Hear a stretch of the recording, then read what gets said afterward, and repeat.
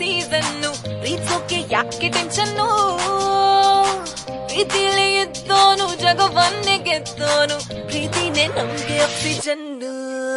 tension ಕೊ ಮಾರೋ ಗೋಲಿ ಕರಿಯೋಣ ಹೊಸ ಸ್ಟೋರಿ